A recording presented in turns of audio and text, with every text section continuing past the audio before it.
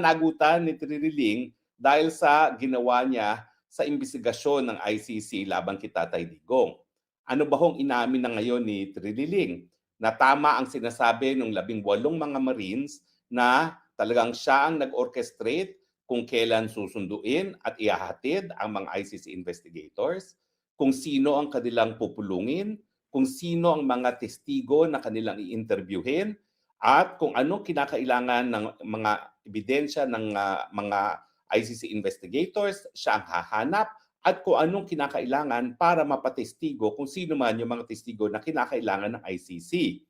Inamin niya yan. At para bagang wala kayong pakialam, wala akong masamang ginawa.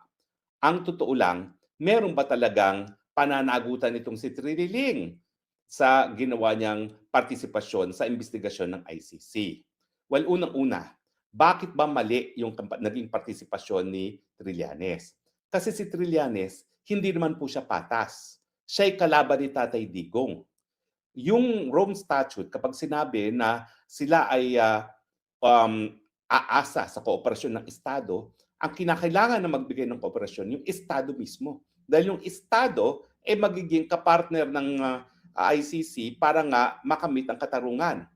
Hindi po papel ng ICC na kalabanin ang mga kalaban sa larangan ng politika na mga tao na kukuha o kakalap ng ebidensya para mapakulong ang isang tao sa ICC.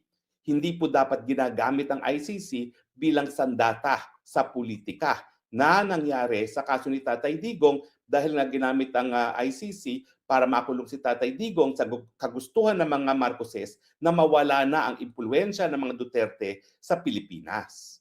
Mabuti na lang po kabaliktaran na nangyari. Dahil habang pinakulong nila si Tatay Digong dyan sa dahig, lalo naman lumakas ang impluwensya ni Tatay Digong sa politika at sigurado po dahil nga sa ginawa ng mga Marcoses dyan kay Tatay Digong, abay siguro na baka ang susunod na presidente ay si Inday Sara Duterte, dahilan kung bakit ngayon ay abalang-abala sila para tanggalin si Inday Sara bilang isang presidente, makasuhan ng kriminal at nang sa ganon, hindi makatakbo bilang presidente sa 2028 dahil yan nga ay kabahagi ng kanilang script. Gaya ng sinabi kanina ni Inday Sara Duterte doon sa talakayan niya, doon sa ibalik ang tapang at malasakit na talagang naninilbihan pa siya bilang kalihim ng Secretary of Education, meron ng plano talagang siyang i-impeach ng Makabayan Black. Balik tayo kay Triniling. Unang-una po, kaya nga po hindi dapat siya naging involved dito sa pagkakalap ng ebidensya, siya ay kalaban. Ibig sabihin, walang patas na investigasyon. Ang nangyari ay pangalap lamang ng mga ebidensya para madiin at makulong si Tatay Digong.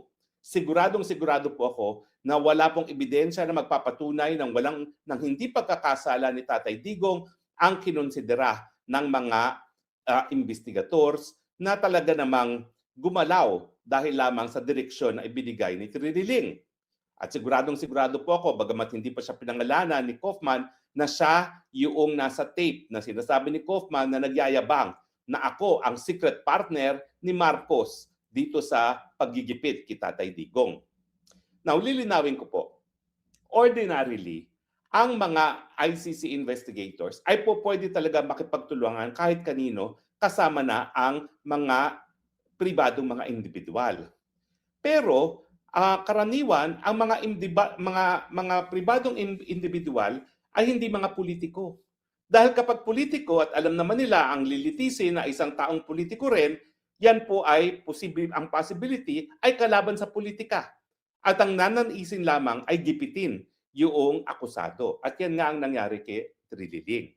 Kaya po, nagbubukas po yan sa maraming mga question kung dapat nga bang paniwalaan ang mga ebidensyang kinalap ni Triniling dahil bilang isang kalaban sa politika, ang gusto lang niya ay igipitin si Tatay Digong at wala siyang pakialam sa katarungan na hinahanap natin lahat.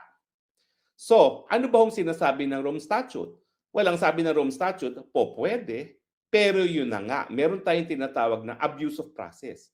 Kapag inabuso mo naman yung proseso to the point na mawawalan ng kredibilidad, hindi lang ang paglilitis, kung hindi ang hukuman mismo, dahil ito nga ay gagamitin instrumento sa politika, yan ang hindi pinapayagan ng Rome Statute.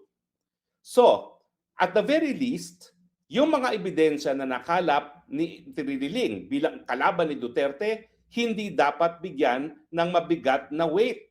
Hindi dapat paniwalaan dahil ito ngayon nanggagaling sa isang tao na talaga ang gusto lamang ay sirain at gipitin si Tatay Digong. Hindi dapat bigyan ng mabigat na kredibilidad dahil nga yan po ay nanggagaling sa isang poison source na tinatawag. Pangalawa, bukod pa doon, depende yan sa mga pamamaraan na ginamit ni Trilliling. Yung sabi ng mga Marines na merong 2 million na ibinigay sa investigador. Naku po, yan po ay talagang krimen din sa ICC Rome Statute mismo.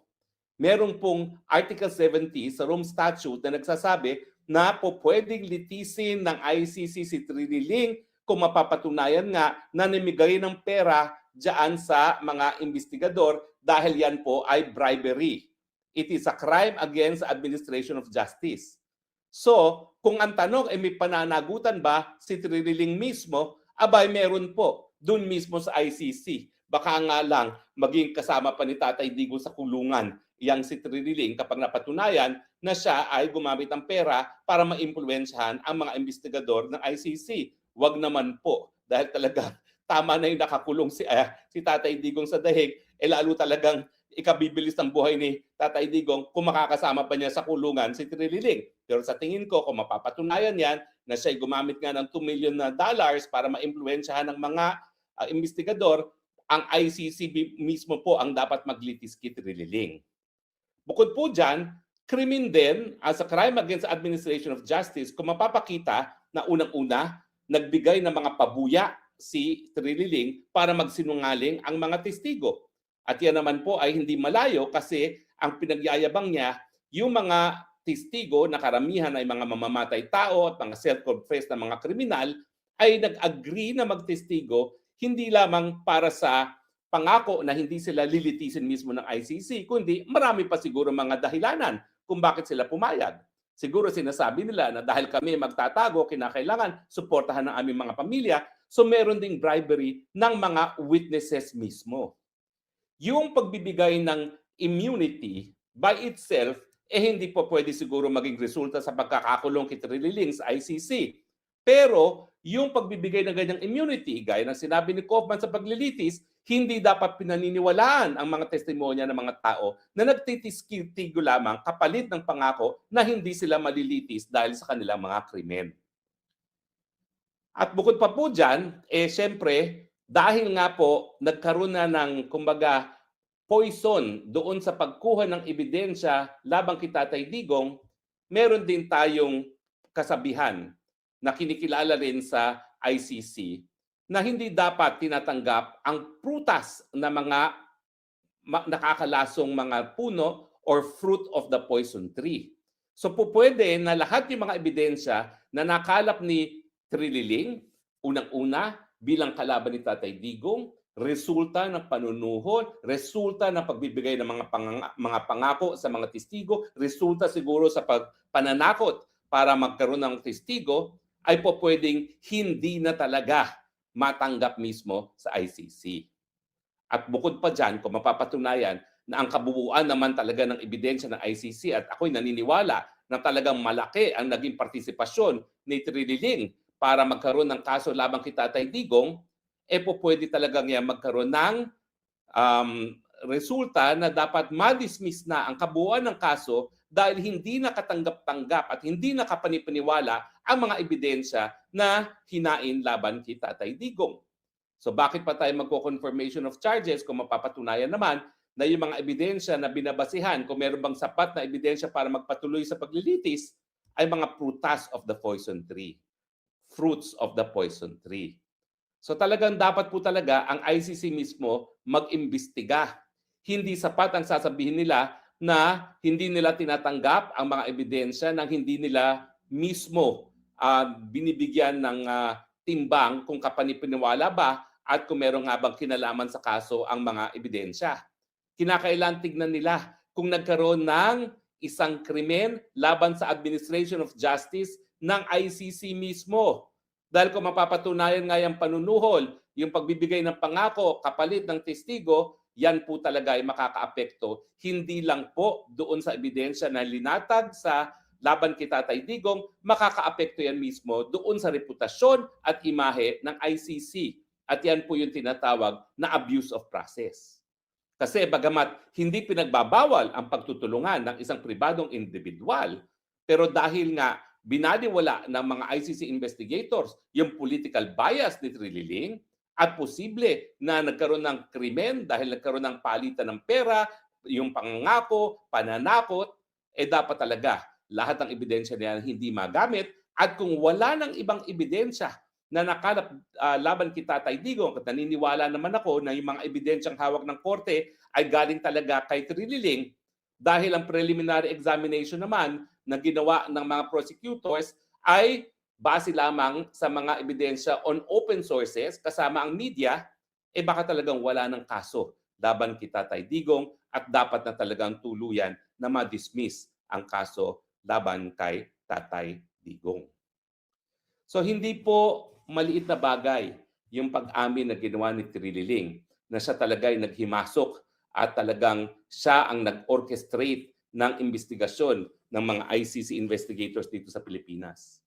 Yan po ay posible maging dahilan para mapauwi na ng mas maaga si Tatay Digong dahil nga po unang-una, dapat naisip mismo ni Trililing na kapag lumabas yung kanyang partisipasyon sa investigasyon, talagang nalalaso na ang lahat ng mga ebidensyang nakalat dyan dahil alam ng lahat si Trililing ay kalaban sa politika ni Tatay Digong. At ang kanyang nanaisin lamang ay para sirain si Tatay Digong dahilan nga kung bakit ngayon ay nakakulong na si Tatay Digong. Hindi ko alam talaga kung anong nangyari kung bakit yung Jude Sabio, kasama ko po yan sa dormitoryo sa UP, kasama rin yan ni Lenny Robredo sa dormitoryo sa UP, na siyang naghain nung una ng kaso laban kay Tatay Digong ay biglang nagbitiw sa kaso. Kung maalala niyo po, si June Sabio mismo nag-drop ng complaint at hinain sa ICC.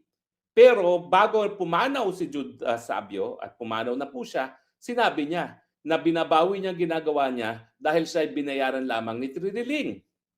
So kung makikita niyo na yung Jude Sabio na nangalap ng mga pangunahing ebidensya ay binayaran lamang ni Trililing at talaga namang siya ay nagsisisi. Dahil kung ako ay hindi nagkakamali sa recollection ko, nagsisi si Jude Sabio doon sa kanyang papel na ginawa dahil lamang kay Trililing. No? Posible po talaga na lahat ng mga ebidensya ngayon ay dapat suriin muli ng isang patas na prosecutor at panandalian, i-dismiss muna ang kaso at tignan muli kung tama ba ang appreciation ng mga ebidensyang ito.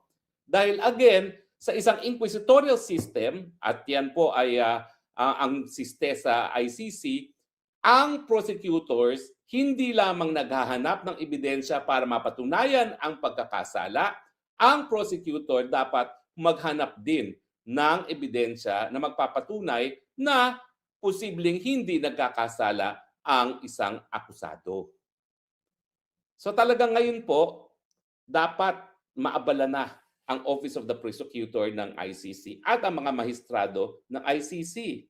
Dapat talaga iparating sa kanila itong pag-amin ni Trililing, iparating kung sino si Trililing, at iparating na walang mabuting motibo si Trililing sa pag-iimpluwensya sa investigasyon kung hindi gipitin lamang si Tatay Digong.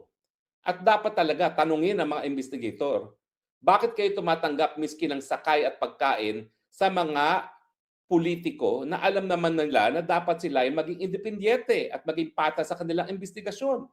Sabihin na natin wala silang tinanggap kasi may possibility naman na talagang hindi nakarating sa kanila yung 2 million bagamat sinasabi na ibinigay ang kay Trililing. Ang katunayan yan, gaya ng sinabi ng opisina nila, ay ba, may sarili silang budget. Bakit sila tatanggap ng sakay? Bakit sila tatanggap ng hotel? Bakit sila katatanggap ng pagkain? Gayong lahat yan ay merong pondong binigay sa kanila at nakolekta sa kanila. Ano ibig sabihin yun?